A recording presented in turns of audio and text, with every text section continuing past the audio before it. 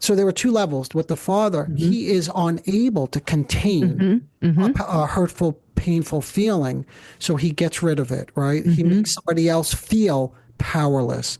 So that's where we come in, right, Lindsay? Through mindfulness, or in my word, containment, is that I contain the feeling. And I do it by way of not being upset with this guy, not saying he's doing something bad, but by slowly showing him, right? Of course, you would need to be in control of your son because it becomes so important to you to feel like you have all the power. But we just don't know why it's so important to have all the power with him. So that's an act of containment. I'm validating a need for him to do something, but at the same time, I'm trying to invite his curiosity to think about, yeah, I wonder where this comes from. Why do I need to do it this way? Clearly, it's not working. It's not giving me the result that I want. I'm not having a good relationship with my son, and that's what I really want.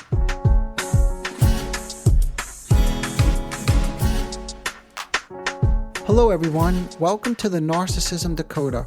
I'm your host, Dr. Anthony Mazzella. In this episode, you're going to hear the final clip from an interview I did with Lindsey Miller on her podcast, The Stress Nanny. As I listened back on this part of our discussion, I was struck by how naturally our two perspectives, mindfulness and the psychodynamic approach, and the act of containment, begin to overlap when we talk about the subtle early signs of change. One especially interesting part of our discussion centered around a deceptively simple but powerful question. How can we tell the difference between a persecutory thought and a painful truth? In other words, when we begin to notice something difficult about ourselves, like the example we gave is, am I too demanding or am I too needy? How do we know if we're confronting a genuine aspect of our behavior or if we're simply turning a genuine need for contact and connection into a self-critical punishment? This distinction is subtle but crucial, especially for people coming out of narcissistic dynamics where their perceptions and needs may have been distorted, or if you're coming out of a narcissistic relationship, invalidated. We also explored how growing up within a narcissistically family dynamic can echo throughout adult life, showing up in romantic relationships, family roles, and parenting. For example, someone who felt powerless as a child might unconsciously adopt a controlling stance as a parent, repeating old dynamics in an effort to avoid the vulnerability they once experienced. Don't worry, if this seems a little confusing, it will all become clear once you listen to her question and my responses. Before we jump in, just a quick note. This clip picks up in the middle of a rich exchange about what it means to hold a moment of dissonance, especially when you're trying to change long-standing relational patterns. Okay, let me bring you right into the next part of our discussion.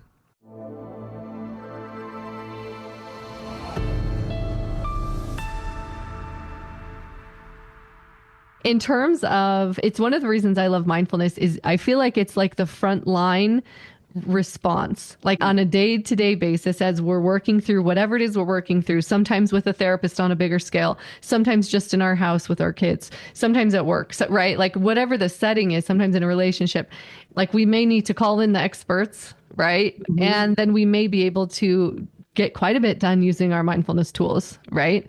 Yes. And then when you can tether both, even better, right? Yeah, that's a good point. I didn't think of it that way. I guess like with containment and mindfulness, it is such a good, valuable, not even just beginning level. I mentioned this anytime those thoughts are coming at you or you're being persecuted, just keep revisiting this over and over. But the professional then may come in at a point where there's something bigger going on that's not in the mind. That's what we call the unconscious. And that's more of the psychodynamic approaches. We don't always deal with things as at the manifest level. We like to slowly get below and see what's going on under the hood, if I could say it that way. Yeah. Yeah. No, and I think there's so much to that because I think that, at least in my own experience, mindfulness was a crucial skill for me in being able to tolerate some of those subconscious realizations, right? Yes. Whether with a therapist or on my own, like, oh, this is actually how I'm acting in this situation, or this is how I view myself. And it's humbling, right? To Oh, come yeah. to terms with a lot of those. Yeah, just the And fact that you could say that is so impressive. This is how I'm acting in this situation. Right there, like you're ahead of like, I don't want to put a percentage on it, but many people can't do that because now you're taking a bit of ownership, right? yeah, well, thanks. It's hard Yeah. fought.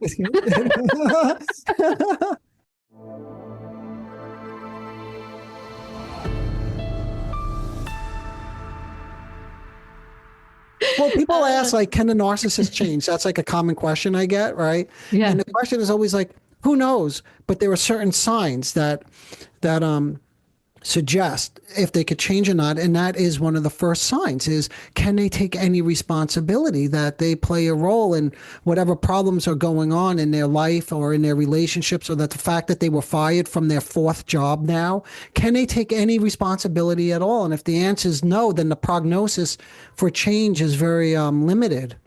That's interesting because, yeah, thanks for bringing that up because I was curious about like if someone's listening right now and they're listening and hearing a lot of like tendencies that they're very, very familiar with, and they're maybe noticing for the first time it's just coming up through the subconscious into their consciousness that this is the reality for them in a relationship. What are are there other signs or what are some of the other stresses that might be accompanying that relationship that would help them kind of connect the dots? Wait, so the question is if something that was maybe not so conscious is beginning to emerge, there's some recognition, right? That they slow down. This is part of like mindfulness, right? They're recognizing something, maybe, right? In a more regulated state. So the question is then something painful, I would imagine. Is that right? Like what? Yeah. Like, something is beginning to emerge that's uncomfortable. The question is, what do you do with that, or what's the next? Yeah, I guess I was asking like three questions in one. So yeah, No first of problem. all, Go ahead. first of all, how do you start to process that? Or like what other dots, if they're curious and they're like, maybe are there any other dots they could be Oh, okay. connecting to help them clarify what they're Okay. looking at? Okay, let's think about that one first. So the first thing you need to do is go get a drink. No, I'm just kidding. That's because that's what people do, by the way, right? Is like you get something to get rid of it as quickly as Numb it possible. out. So one thing you could do actually is if you have a good friend or if you're in therapy or you have a relationship with somebody, that there's enough trust there, you check in with somebody. You can say, hey, listen, I noticed something about myself or I've been thinking about something, but I don't know if this is accurate. Do I tend to be a burden? Am I a burden? Like, do you feel that I'm too much? I don't know. I'm just making that part up, Lindsay, because I don't know exactly what's emerging. But one way to do is just to check in with people because you wanted to start to distinguish between what's a persecutory thought. Maybe I'm just being hard on myself and what's a reality. And then if you ask a couple people, right? Or here's another way. I just thought of this one. Let's say you're getting to an argument with somebody, but you do have this tucked away in your mind, this burgeoning awareness. Then you slow down and instead of getting angry because of what they did to you, you can ask them, instead of, why do you behave that way? You could say, hey, I'm just curious. How come you behaved? How come you got so angry at me? Was there something that I did that got you upset? Like if you could just do that, that seems very simple, but that would be monumental. Because now you're checking in with somebody, but you're checking in with yourself, to your point, Lindsay, like to see, is this new awareness that I'm having, is it accurate? Did I do something? And the person may say, no, it was just me. I had a bad day at work and I was short and I got triggered. Or they may say, yeah, you didn't realize it, but the way you just spoke to me was so condescending, I felt diminished. And they say, oh, right, that's what I was just thinking. Or they may say, you're putting a demand on me to take care of something for you. It's like you're taking no responsibility. And then you'll say, oh, maybe I am a little bit too much. Maybe this is the way it presents itself. So that's one way to do it, is to check in. I don't know. What do you think? I'm just thinking out loud what to do with it, but what do you think? No, that makes sense.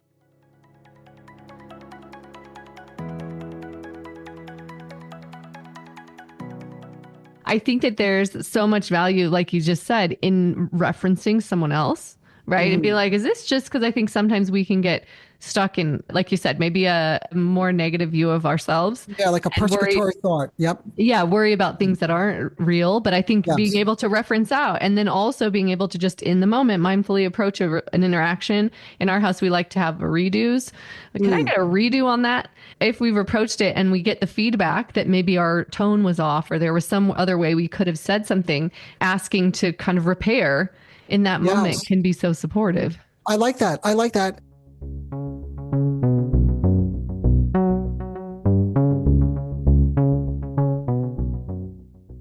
I'm going to borrow that, okay? Can I add one little thing to it, okay? Please, yeah. If you don't mind? So to repair, one thing that I find that's very valuable is to add in some recognition that you may have hurt somebody inadvertently, right? So you're not just asking for a redo, like to make it Yes. magically go away, but Mm-hmm. there's some recognition. That's the validation. And that's part Yes. of containment, that word that I used earlier, right? That the first step is validating. So you'd have to validate that, oh, maybe what I said was hurtful, or I imagine that made you feel kind of crappy. Can I get Yeah. a redo on that? I didn't mean, or I don't want you to ever feel that way. So I would just add in maybe that other little piece. Yeah, no, 100% for sure. And I think that's good to define the process more fully because sometimes I just do say redo. But in our house, part of that is the recognition, whether it's in a look, right? Or in a conversation where, like, I'm sorry, that's not the way I wanted to show up in that moment. You know, that's not the way I want to support you. Or did I say that in a way that was hurtful? And Yes, then getting the that's it. feedback Yep. and then saying, okay, I'm so sorry. That's not what I wanted to do. Could we replay, that moment? Yep. That's wonderful. Talk to me a little bit more about, I know we're short on time, so I have so many questions. Let's explore for a minute. Like if someone was in narcissistic household or like in a household where there were narcissistic patterns, what might be some of the ramifications for that person as a parent? Like maybe the tendencies haven't come through quite as strong for you, but that's kind of the soup you were simmering in for a long Yeah. time. Yep. What might be some of the patterns or tendencies that you might want to be mindful of in your new relationship as a parent?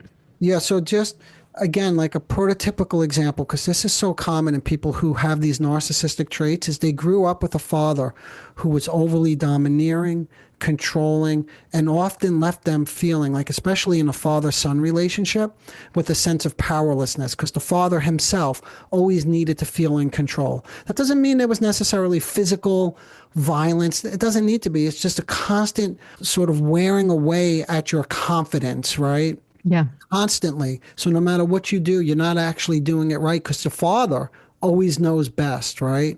So now this kid grows up with a feeling of being quite powerless. So one way to deal with that is to feel quite powerful. And by the way, that's the grandiose sense of self again, the structure that holds the narcissist together. So he has now a son later in life or a daughter. It doesn't even matter. Gender doesn't matter because these things get repeated anyway. He could even do this with his wife. But let's say, for argument's sake, to go back to your example, he has a child. What he does without even knowing it is he's beginning to assert his own dominance over and over. Now the kid starts to act out because he doesn't want to feel powerless. So then he has to assert more power. And it could even get to the point now that like there's tension in the relationship constantly, and they don't have a good relationship.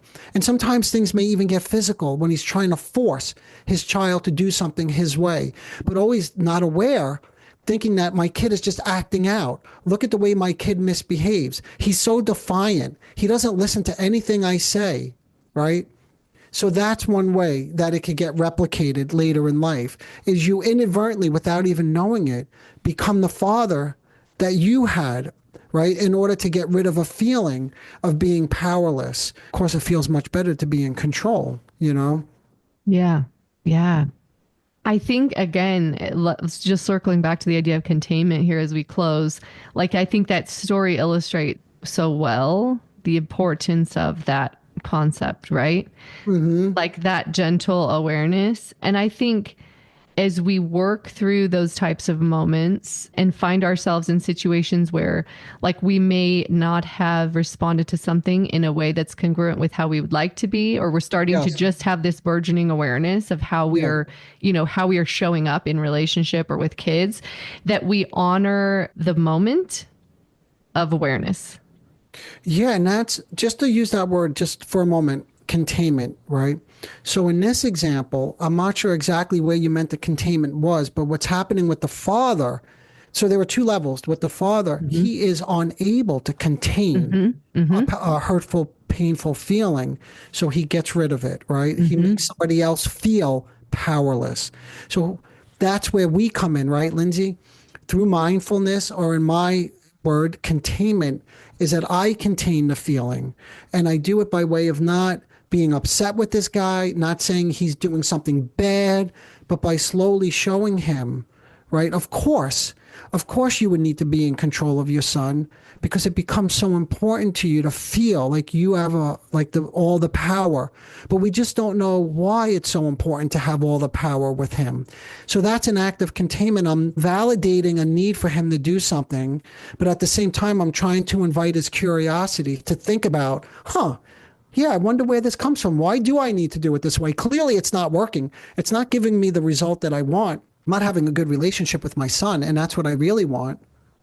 Yeah, it's like that moment, right? It's like, again, because I'm working in moments, it's like the moment when you have made a choice that is not moving you in the direction you want to go, Yes. right? In the example we're using here, I want a strong relationship with my son.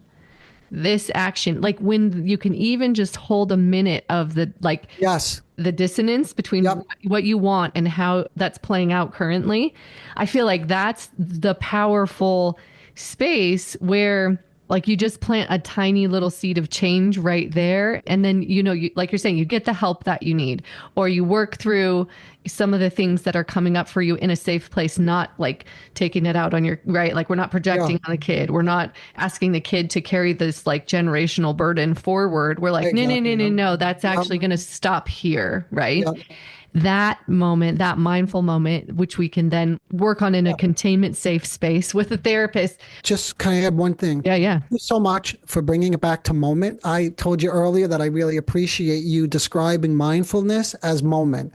And that's all we can ask for in terms of helping somebody. Again, back to the process of change. That's part of the process, is to have a moment, and you have to respect and not get upset. For anybody who's listening, when you do this with somebody in your life and you have a good moment, anticipate that it will head south, the next moment. Okay. Because that's part of the process. And that's what I see. And that's why therapy takes a while, because there are moments like this, but then they disappear and then they reappear. We slowly bring those moments to the fore when they're not there. And we evoke a memory. Hey, remember when you said you wanted to have, so now we're helping them have more of those moments so we can build on them. But to your point, Lindsey, and I just want to emphasize so nobody gets frustrated, because it's not always an upward trajectory of change, Yeah, you got it. I could stop there. Oh, Okay. no, finish No, your thought. no, you got it. Sure. You got it. You know how this works. It's just like we have moments and then they disappear and then they reappear. And we can't get frustrated by the process, because that's all part of the process. Yes. Yeah.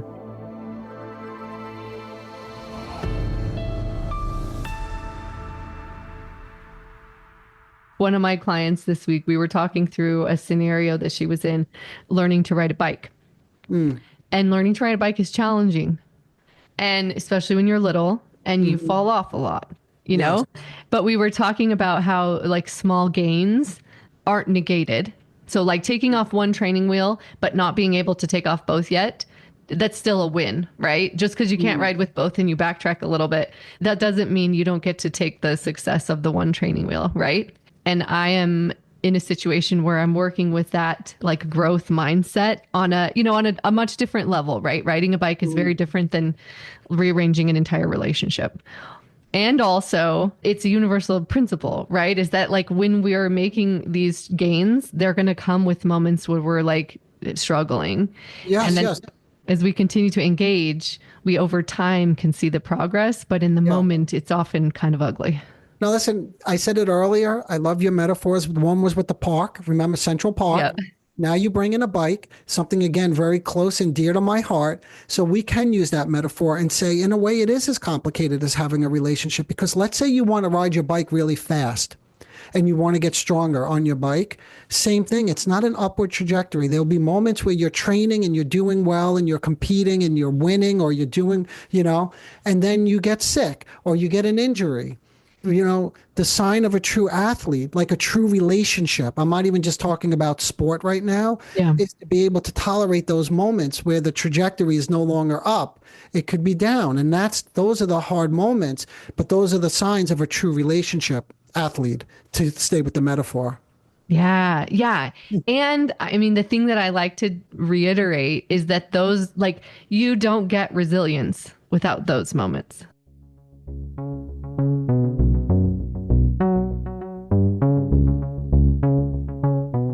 Thanks so much for listening. I hope this conversation offered some useful reflections on how deep patterns shape our relationships and how insight, mindfulness, and containment, especially within a psychodynamic approach, can help us begin to shift them. This was just a clip from a longer conversation. Later, we went on to talk about resilience, healthy boundaries, and specifically how I work with aggressive patients in my own practice. If you want to hear more about those topics, or if this discussion is resonating and you want to hear the full conversation now, you can head over to Lindsey's podcast. I'll put that link in the show notes below. Okay, everyone, as always, feel free to reach out to me directly. I'm always open to feedback. But until next time, bye for now.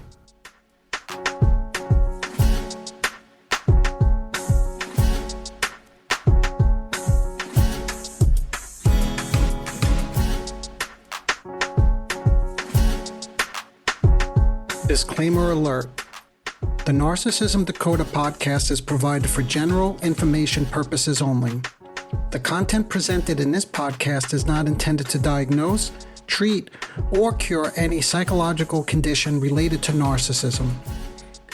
The content on this podcast should not be considered a substitute for professional medical advice, diagnosis, or treatment.